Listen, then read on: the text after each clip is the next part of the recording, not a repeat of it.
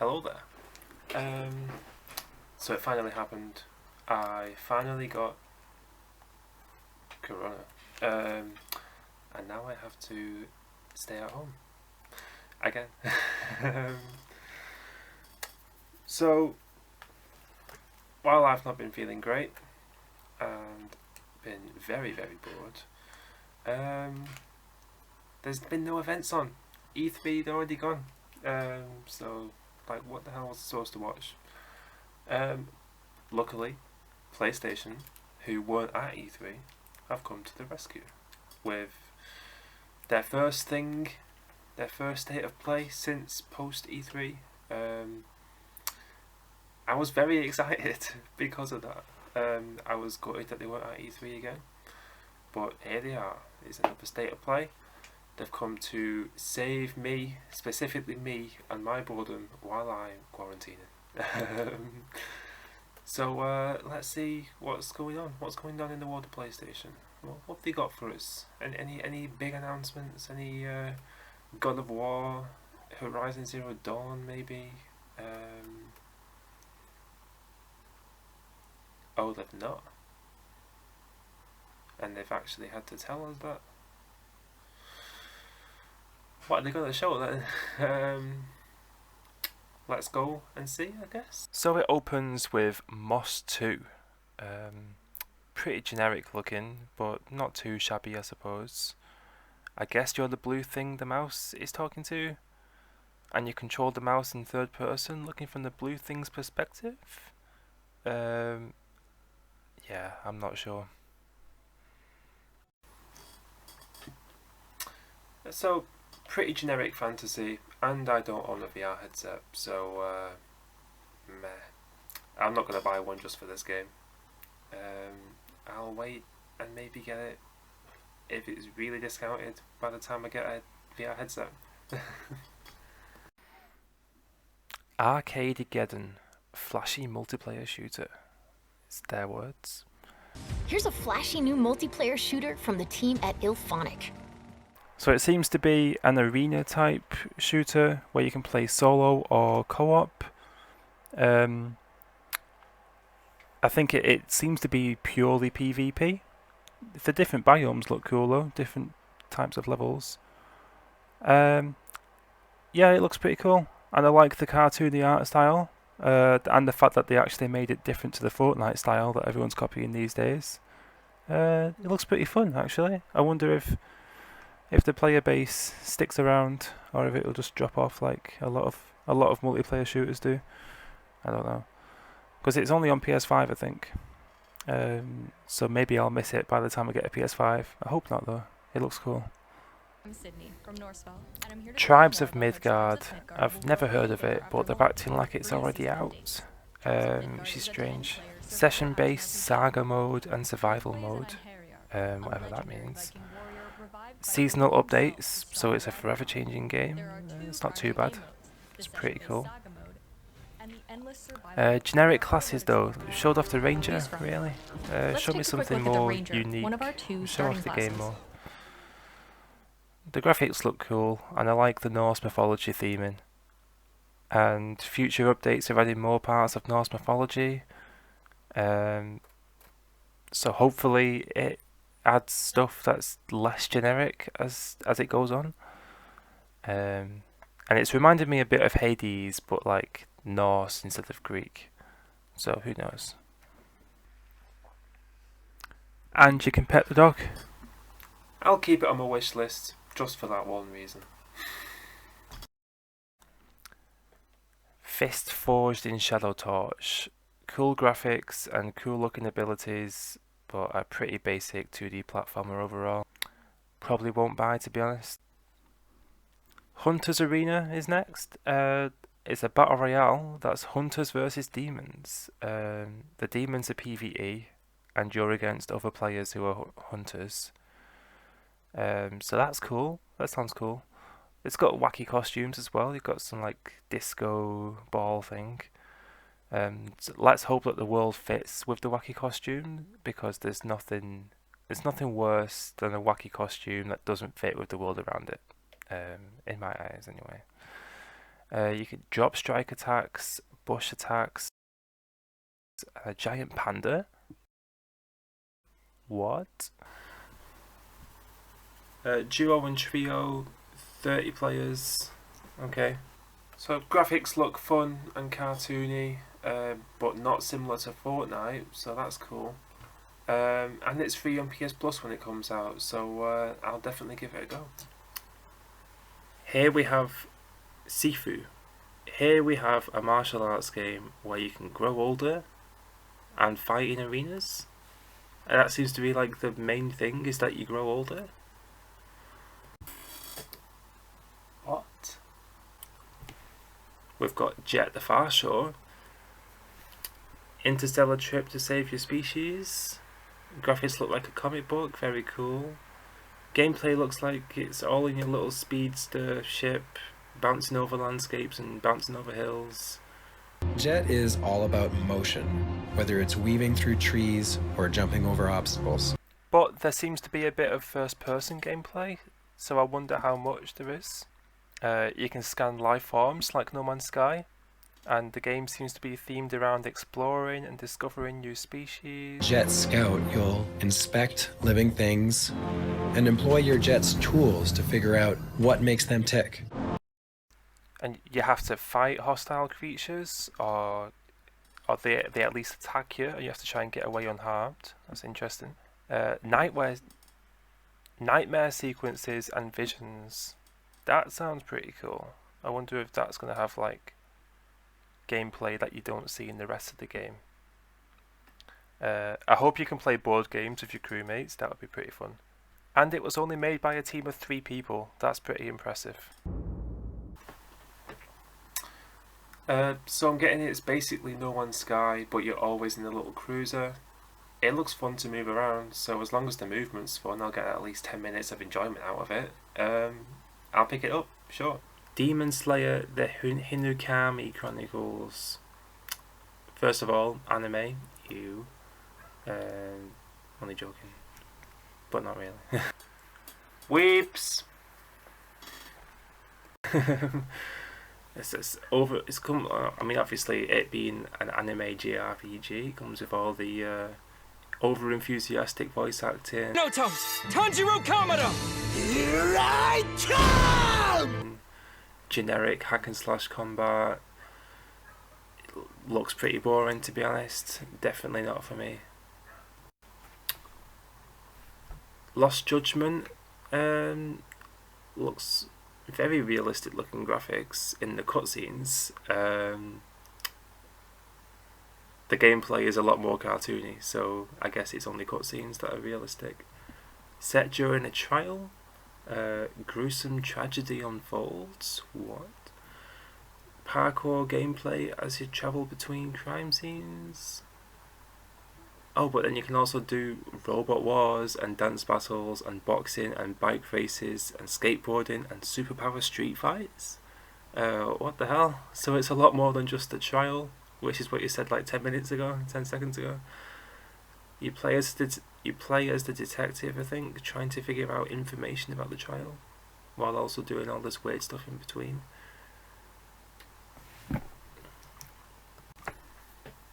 So it seems like you can do a lot in this game. It seems like, from what I know of the Yakuza series, it seems to be copying that. I don't know if it's a spin-off or something, because the name reveal was at the end, so I'm watching the whole trailer not knowing what game it is. Can people stop doing that, please? I'd like to know what the game's called first, so then I'll know if it's part of a series or whatever. And even then, it only said Lost Judgment. So is it its own thing? Because it looks like it. From what I know of the Yakuza, it looks like that. But I don't know. But yeah, stop putting name reveals at the end. Put the name reveal at the start, please. It makes it a lot better and a lot more interesting when I know the name of the game when I'm watching it. But I suppose that's just me. But yeah, seems alright, I suppose. Death Stranding Director's Cut. Could not care less about this at all. Calling it a Director's Cut is pretentious as fuck, Kojima. If this coming out means that the original is reduced, then maybe I'll get the original for cheap and finally check it out. But I just do not care about any of it. You get guns now. Was there always guns? Because I heard the point of Death Stranding was that there is no guns and like hardly any combat, and that your weapon is radioactive pee or something. I don't know. Catapults and ramps to make life easier. So it's just becoming less of a walking simulator, which is what it was supposed to be. It was supposed to be a walking, like, wasn't the whole point of it that you're walking all the time? And now you're just adding loads of stuff to make it so that you don't have to walk.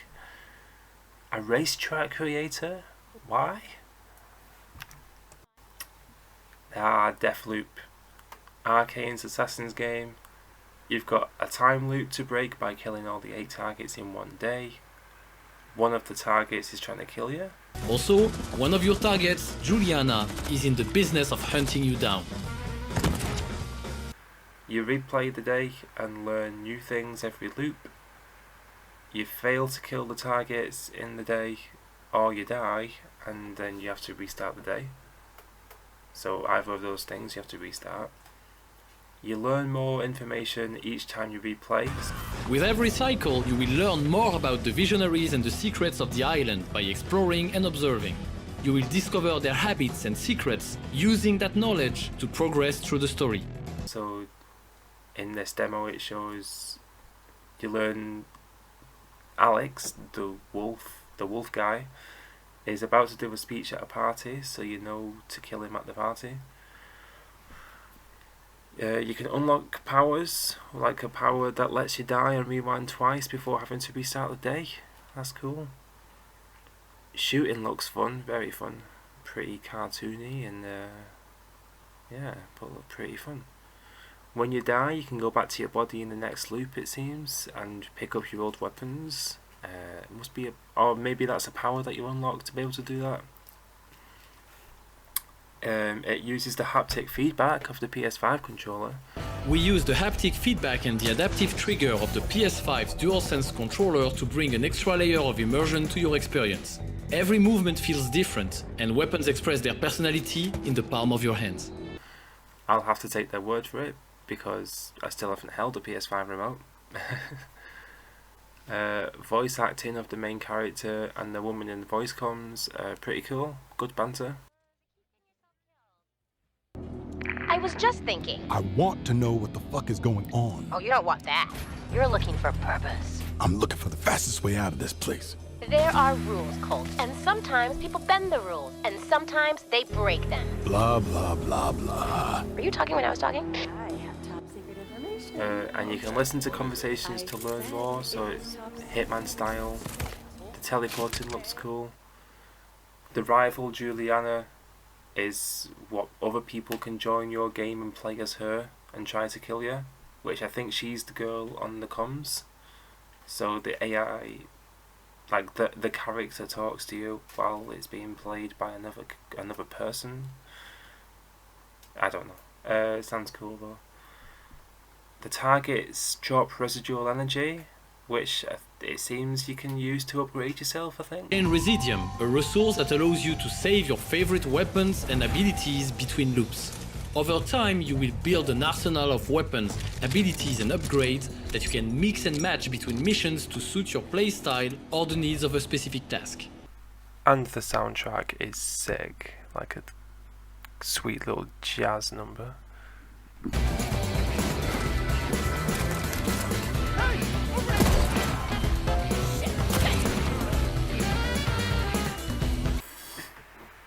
I'm very excited for this game. Highlight of the show for me. It's made the whole half an hour worth it to me. We've seen the most that they've ever shown, it seems. It looks really fun. It just looks really fun. Like Hitman, but with like cartoony fighting. Yeah, yes please. Definitely excited. Can't wait to get that when it comes out. So, overall, it was a pretty decent show. Not a complete waste of time, after all. Even though it didn't show all the big stuff, like Horizon and God of War and stuff. we saw some cool stuff, and we saw a lot of Deathloop. I think more than they've shown before, so that's pretty cool. Deathloop looks cool. I think overall there was Deathloop, Jet the Far Shore, that looked cool. The rocket, No Man's Sky looking thing. Hunter's Arena looks pretty cool, and it's going to be free on PS Plus, so I'm going to be trying that out for sure. Tribes of Midgard looks alright, I'll probably give it a go. And Arcadegeddon, again, looks alright, might give it a go. Maybe not at launch, but yeah. So that's 5 games. 5 games out of, how many did they show? Like what, 7 or 8? I don't know. So the majority of them looked fine, even though they were pretty much all indie games, apart from Deathloop and Death Stranding. I could not care less about Death Stranding, and the trailer did not make me care anymore, to be honest. But whatever, each to their own. Yeah, I'm still not a massive fan of the state of plays, I don't think. I think I would rather have one big show, an extra half hour where you add on all your big stuff on top of it, you know? Like you add on your Horizon, your God of War, your Spider-Man or whatever. I mean, there's no Spider-Man for a while, I don't think. But you know what I mean. I think I just want to watch a live show in general. Like I'd rather Sony go back to E3, to be honest. Obviously this year it didn't really matter, but I'd rather Sony go back to E3 so we could see live reactions, audience reactions. State of plays just don't have the same hype around it, you know what I mean?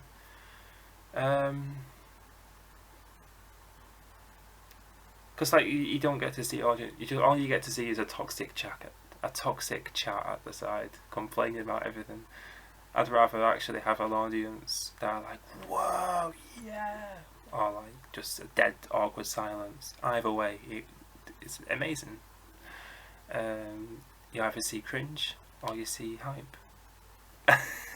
Either way, it's just really good, and you don't get that with a state of play. Although a good thing about the state of play is that it shows off a lot more indie games that they probably might not show at live shows. Like we might not have seen Jet, the Far Shore at E3 because they would have showed Horizon instead, you know. So I suppose for that, state of plays are cool. And like they seem to be holding back the big announcements, maybe for another state of play. So like if you're gonna hold them back, maybe just do a live event for your big announcements, and then do state of plays for little announcements. You know, like yeah, I don't know. Because I know they showed a lot of the Ratchet and Clank stuff at state of plays, and last year they showed a lot of Last of Us 2 stuff. You could have done those. I suppose it this year and last was a bit different, obviously, because they couldn't have live events. But yeah, I don't know. I'm rambling now, but I hope that live events, I hope that Sony make a return to live events, because as well as state of plays, but like I just prefer live events. But yeah, this was one of the better state of plays we've had in a while, because there was actually quite a few games that I'd like to try, at least try, and some that I'm actually genuinely hyped for, especially after this. Like Deathloop looked cool before, but now I'm like, my hype is up there for Deathloop now, and it's because of this state of play. Deathloop looks cool. Deathloop looks cool. Yeah. Anyway, I'm gonna stop rambling now. I don't know what you were hoping to get out of watching me ramble, but if you watched all the way to the end, then I appreciate you. Peace. See you later.